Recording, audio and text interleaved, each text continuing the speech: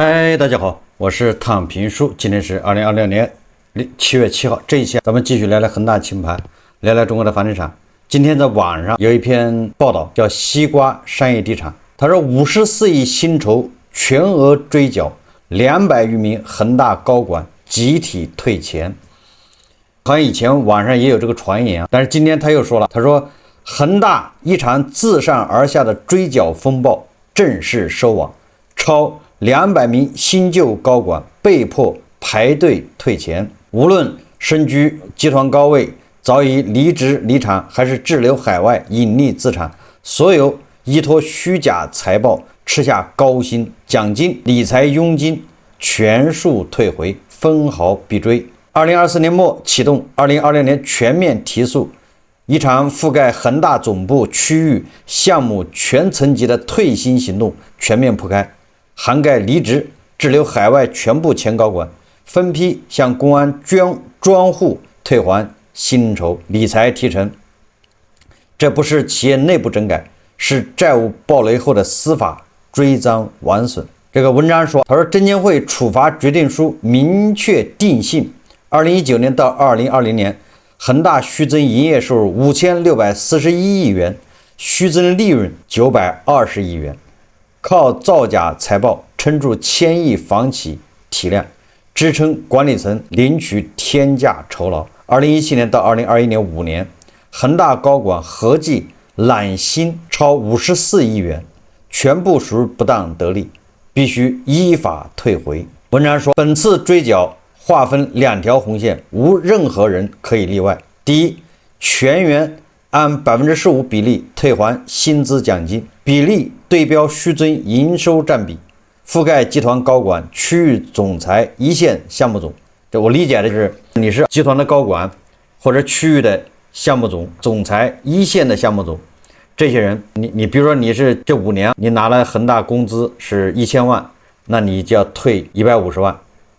按15%的比例退还，大概这意思。当然了，这个也可能理解错了。第二个，恒大财富推广佣金全额追缴，相关提成定性涉案报酬，不存在减免余地。过往狂飙时代，房企靠着财务造假堆高业绩，高管坐拥天价年薪，名利双收，风险却全盘转嫁购房者，债权人兜底。出来混始终是要还的，泡沫落幕，所有捷径赚来的钱早晚要加倍归还。这是一个叫西瓜商业地产，他7月6号说的。我想这个也不是空穴来风，网上早有传言，而且这个也比较合理，只是说15%，还有恒大财富是佣金全部追回，这些是不是仅仅是这些，还是说还会增加，还是说是什么其他的比例，这个咱也不知道。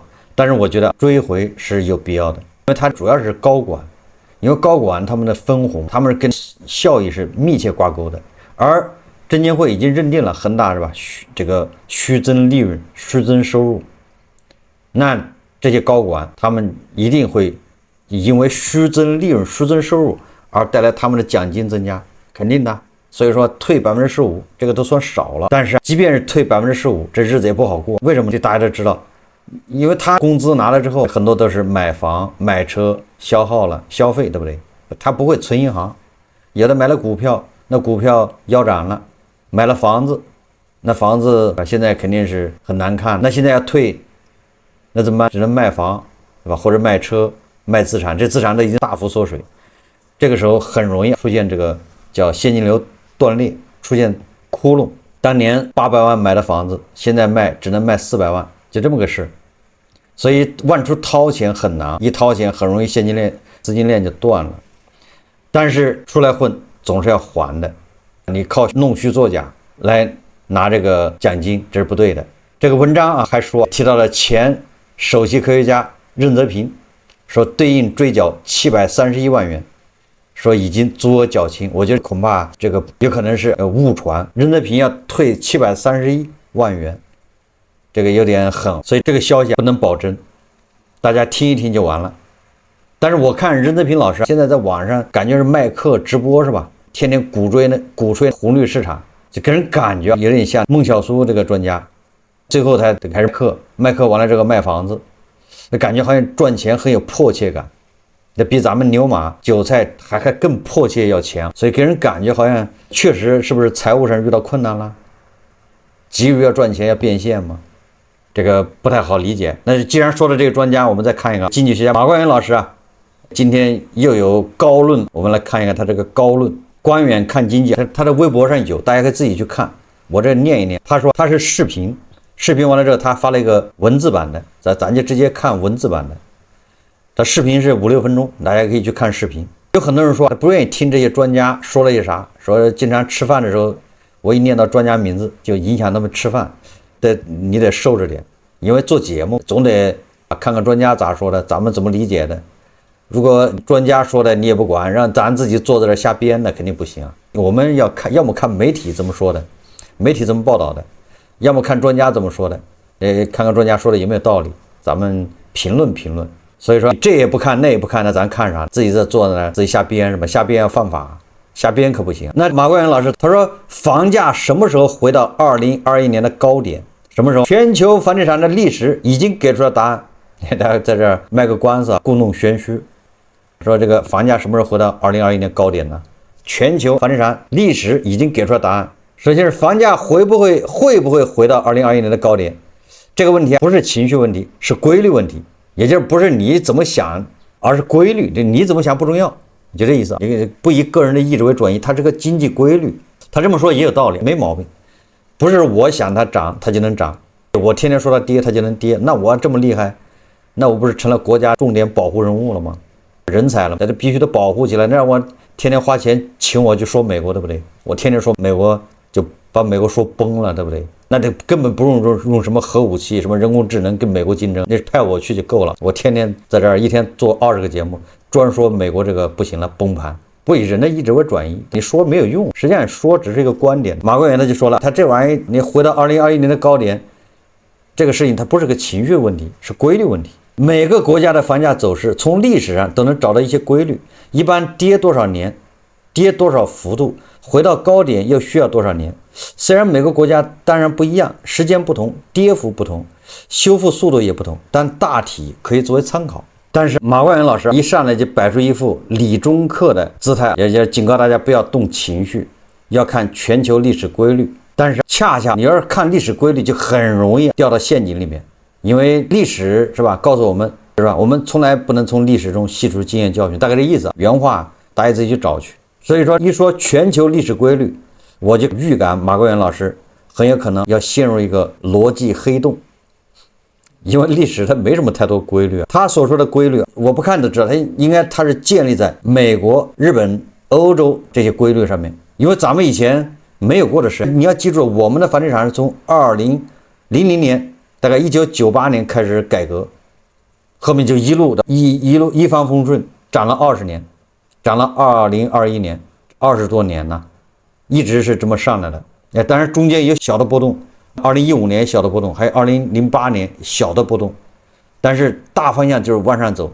2021年才掉头向下，所以我们谈不上规律，对不对？还谈不上以前的这么规律。那要说轮回这种周期，那肯定是指的美国、日本、澳大利亚这些地方，因为他们走的时间更长一点，还有欧洲。所以我就知道马冠元肯定是拿他们做对比。问题是这里面就一个大的陷阱，是吧？我以前节目说过，这个美帝它是日益衰落，日本对吧？这个也是在衰落，跟咱们不一样啊，他们是日益腐朽没落的一个国家，那我们这个是不一样的。这第一个制度不一样的，他们是没有前途的，我们这个是前途一片光明。第二个，无论是日本还是美国，他们房地产低迷的时候，那个时候世界是什么个环境大背景？那我们现在房地产遇到挫折了，现在世界是什么个大背景？这个背景不一样，这得要搞明白。如果这些东西，这就是我以前举例子，这个数学一共8个变量，他只搞清了4个变量，就在这儿分析，在这做题。那你那题能答对吗？你这8个变量你都明白，你只明白4个变量，完了在这开始比，横比是吧？可以了，他们跌了6年，我们现在已经跌了5年了，明年就好了，是吧？我觉得作为经济学家这样不妥，但是作为自媒体能做到这样就不错了，是吧？他就毕竟是非专业人士，但是你作为经济学家可不能这样，是吧？也就是你看日本，他房地产下去的时候，日本的人均 GDP 是多少？他们老百姓收入是多少？他们在这个世界经济中处在什么个位置，竞争中是什么个态势，把这些都搞明白，你才能去对比。所以说他这个经济学家他马上肯定的我就知道，他日本是哪一年开始下跌，哪一年开始上涨，他一共跌了10年。美国是一共跌了4年，你看全球加到一起平均就是6年，所以我们现在已经跌了5年了，所以我们明年就那个了，大概率就要起来，这就是规律。那你这个太简单了，如果这么简单，那你说是吧？那你显得搞得好像你这是在批判很多人，这个房地产还没上来，那是不是他们能力不行？我们看这个马冠老师他怎么说的？他说大家一提到房价还能不能回到以前的高点，第一个想到的就是日本。日本1991年房地产泡沫破灭以后，全国地价连续下跌10几年。根据日本国土交通省公布的数据，商业地价累计跌幅接近70%，住宅地价累计跌幅接近50%，一直在底部盘整。真正出现拐点是2013年，那这24年了。安倍经济学实施以后，加上日本央行长期超宽松货币政策，再叠加2020年以后全球流动性宽松，东京核心区房价才逐渐超过泡沫时期的高点。从1991年算起接近30年，这是全球主要经济体里修复时间最长的案例。但除了核心区超过当年高点，日本不少地方城市直到今天仍低于1991年的高点。那好了，那就是马冠元认为，你看日本，即便是日本，它也是只有核心地区东京超过了泡沫破裂的时候那个高点，那其他地方到现在还没有超过1991年，这才是这个观点。那他说再说美国经历过很多次房地产崩盘，最近这一轮是2007年次贷危机。美国全国房价从2007年高点到2012年前后低点，累计下跌大约30%到35%。部分重灾区像拉斯维加斯、凤凰城、迈阿密等城市跌幅甚至超过50%。直到2017年至2018年，美国全国名义房价才重新超过2007年的历史高点，整个修复周期大约10年。然后中国香港地区1997年亚洲金融危机以后，房价一路下跌到2003年，累计跌幅超过60%。之后随着内地经济高速增长，低利率环境以及资金持续流入，房价开始恢复，直到2017年前后整体超过1997年的历史高点，整个周期差不多也是20年。如果看第一次回到接近高点，大约用了10多年。韩国1997年亚洲金融危机以后，全国房地产经历几年调整，首尔核心区恢复较快，而人口流出的地区恢复明显偏慢。后来又经历2008年全球金融危机，再经过10多年，首尔核心区不断创新高，但韩国很多地方城市甚至至今涨幅仍然有限。再看看欧洲一些国家的案例，2008年欧债危机以后，葡萄牙、西班牙、爱尔兰、希腊国家房地产都经历了房地产大调整。可以补充下面一段。相比之下，意大利由于长期经济低增长、人口老龄化和部分地区人口持续流出，不少城市房价至今还没有恢复到危机前水平。他说，全球房地产有几个比较明显的规律，什么规律呢？第一个，他说日本属于特例，用了将近30年才回去，而且主要是东京等核心区域，大量郊区、远郊人口流出的地区至今没有恢复。第二，大多数房地产调整一般持续4到6年。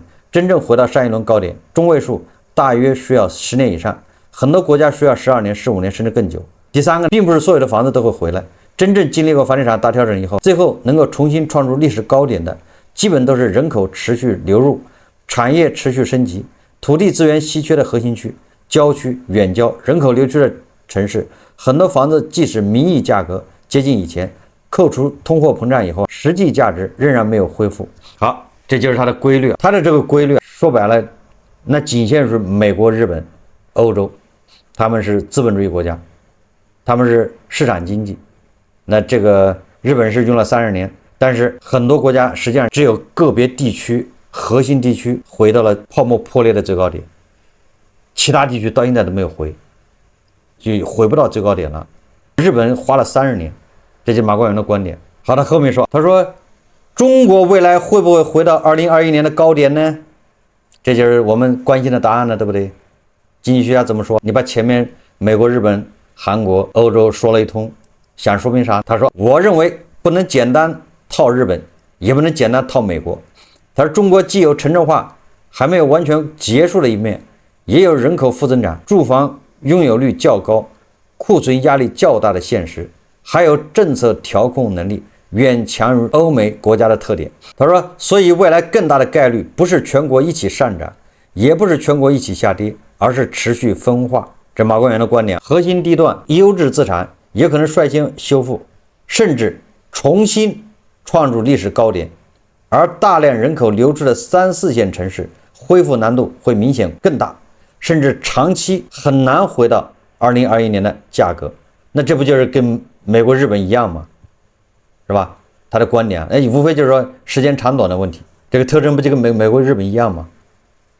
他说讨论房价一定要心平气和，研究规律，而不是研究情绪。恨房价的人希望它永远跌，有房的人希望它马上涨。但市场从来不会按照情绪运行，只会按照经济、人口、资金和政策规律运行。这个经济学家观点不太对。讨论房价一定要心平气和，研究规律，这个没错。研究规律不是研究情绪。恨房价的人希望它永远跌，这个不对。这个希望房价跌的人，某种程度上是想买房的人。他想买房，他是买不起，他希望它跌了好买得起。这个经济学家我觉得他有点片面狭隘了，总说那些希望房价跌的人总是你们心坏，你们怎么这个唱空经济？你希望经济，他买不起，他当然希望你便宜点，这个人之常情。人家买不起，人家一个月4000块钱一个月或者3000，他难道没有住房的需求吗？他喜欢住桥洞吗？他喜欢住大街上吗？他喜欢住公园是吗？他喜欢租那些非常小的城中村里面的平房，10几个人住在一起那种地下室或者乱七八糟的，他不想买个自己的房子吗？他不是买不起，他希望便宜，这有什么问题呢？你看有房的人希望它马上涨，我觉得这也不对。有房的人希望它马上涨，指的是什么人呢？大部分人有房，房价涨不涨他根本就不在乎，因为你又不卖，你根本没有人天天跑到小区门口问那个中介说我们家房子现在值多少钱了，你给我看一下。有吗？你身边有这样的人吗？没有。什么人才是这样的人？炒房的，那些买了5套4套房的准备倒房子，这些人一天到晚的看着，就像他看红绿市场那个股票一样，他天天盯着一涨，他卖一套，他就赚钱了。他这些人才会希望他马上涨。你手上只有1套房的，没有人天天去盯着房价，说小区没事问问中介，我这房子多少钱了？涨了1万1平米，好，那我今天晚上多喝2杯是吗？我很开心是吗？没人关心。所以说只有炒房的人天天盼着房价涨完他好出手，他还忽悠别人的接盘，他是100万买的，希望你400万接，他一下挣300万。这都是这种人希望房价涨，他手上好几套房子是要等着卖的才会。真正自住的人根本不会打听房价。以我为例，我在北京，我在做这个房地产节目之前，我根本就不关心房价，我从来没问过我们的房子值多少钱，从来不去问中介。而且那当地房价多少我都不知道，没人关心，因为你有套房住，没有人会把精力放在房子上面，都是要么就工作，要么就干这个干那个去了，没人把心思放在。只有炒房的人才会天天盯着房价。还有想买房的人，他没钱，他希望房价再跌他就买得起了。还有一种急着要钱用的，他要把这房子卖掉，他要钱用，他想把它换成绿票子。有这样的人，他在盯着房子，他要变现，他把房子他要干啥？还有一种什么人？还有一种就失业了，按揭贷款还没还完，又失业，家里断炊了，这个时候他就关心我这房子值多少钱，我这房子涨了300万，我还来得及卖房或者干啥的，对不对？只有这种人，正常的人1套房的，正常按揭贷款还的，他根本就不关心房价涨跌。所以这个经济学家可以说是他躲在书房里面，也很少跟人接触，跟身边的人，年轻人、有钱的、没钱的、穷的、牛马呀、韭菜这些，他接触的少，所以不太了解别人想法。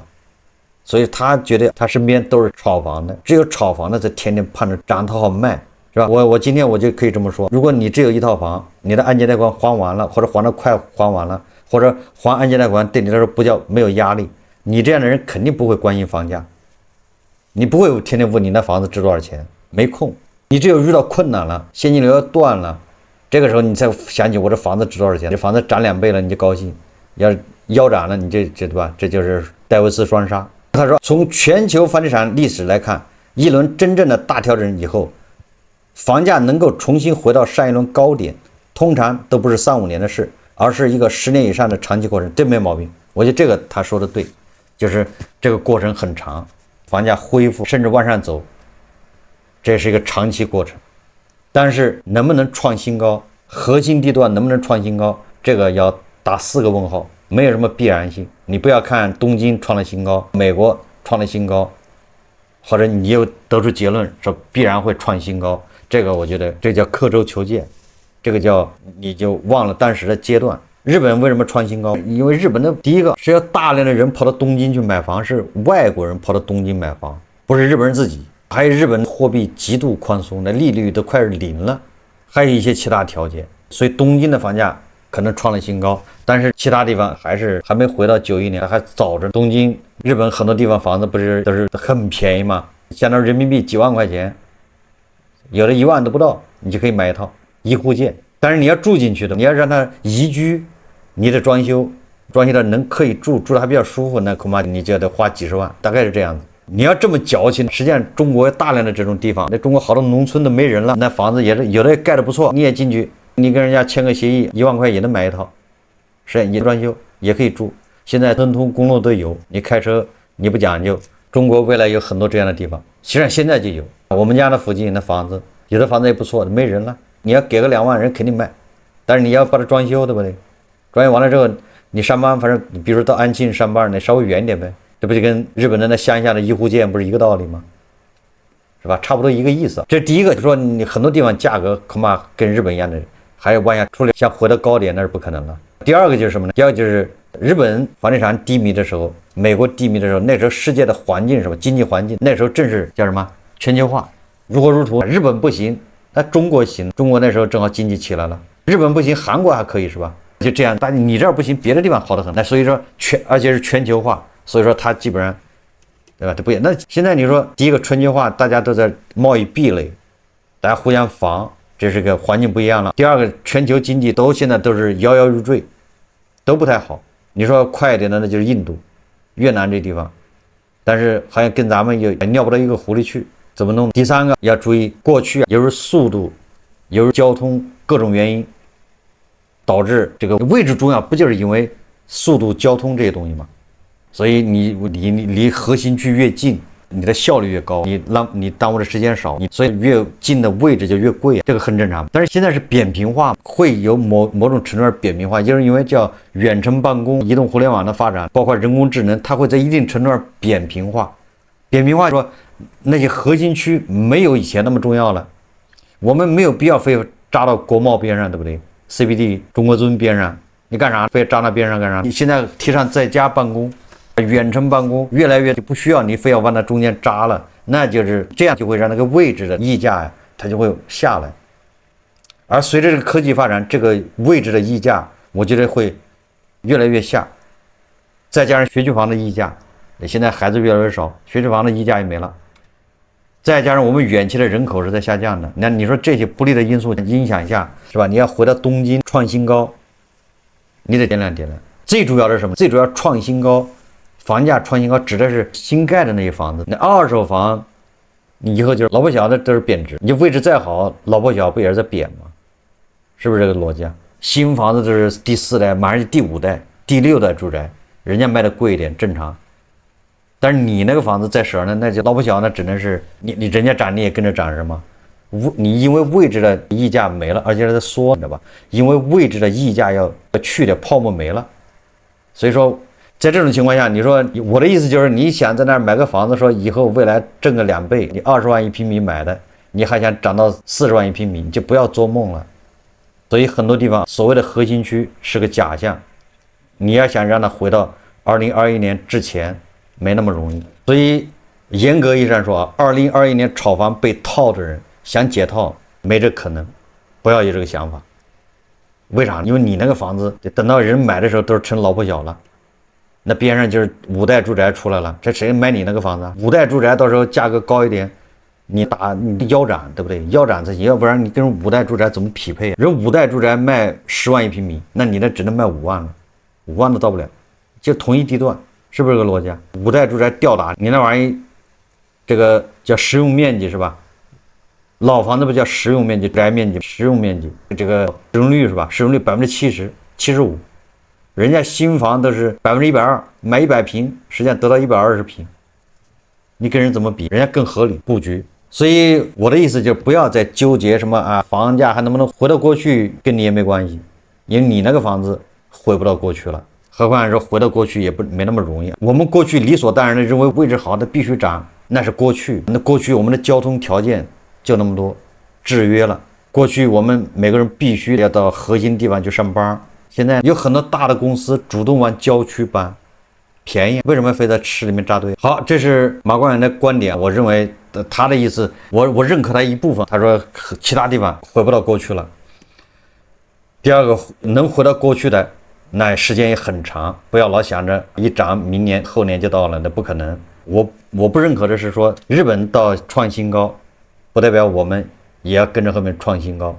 我们再看一个专家的观点，这是新浪财经报道说，中科院的张明也有专家呗，建议政府收储房价房租比高于 2.5% 的项目，有助于稳住1、2线城市二手房市场。是第51届清华大学中国与世界经济论坛7月7日在线上播出。他说，中国社会科学院世界经济与政治研究所的副所长研究员张明表示现在最重要的工作是稳住1、2线城市二手房市场，这对于稳住整个房地产市场预期非常重要。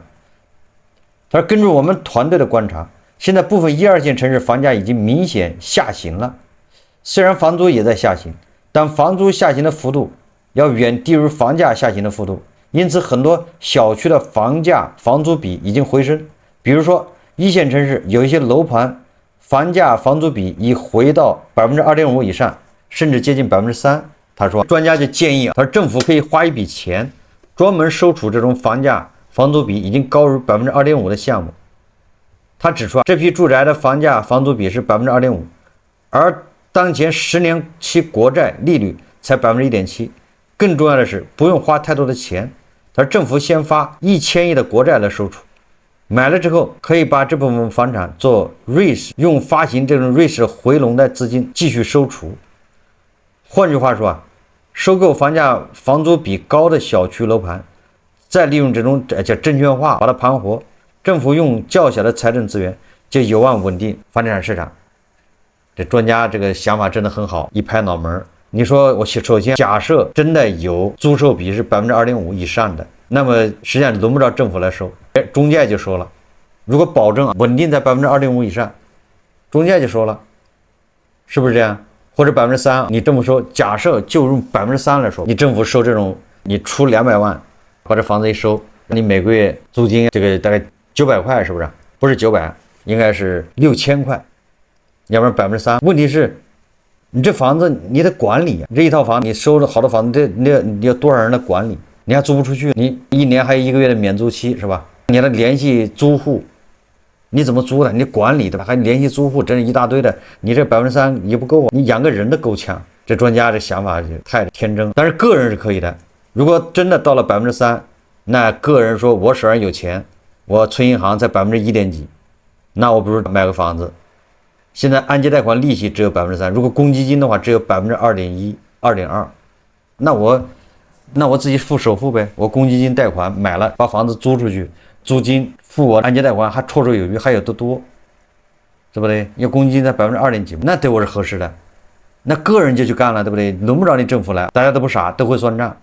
为什么？说明你做不到。第一个做不到，第二个就是说你这个月或者这半年你租出去了，下半年人越来越少，对不对？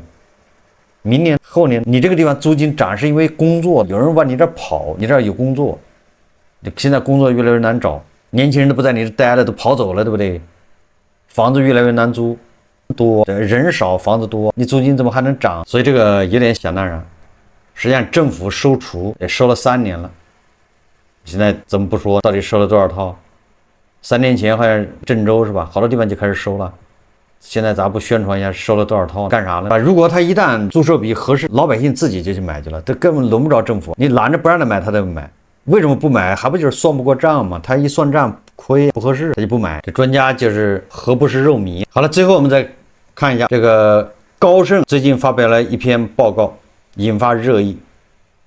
我觉得高盛这个报告还比较靠谱。它是什么意思？他这次发的这个报告的核心论点就是中国人正集体去杠杆，不爱借钱，甚至开始放弃贷款买房。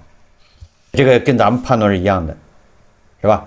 大家刚需房买房，那都是自己勒紧裤腰带干全款买，不想贷款，为什么呢？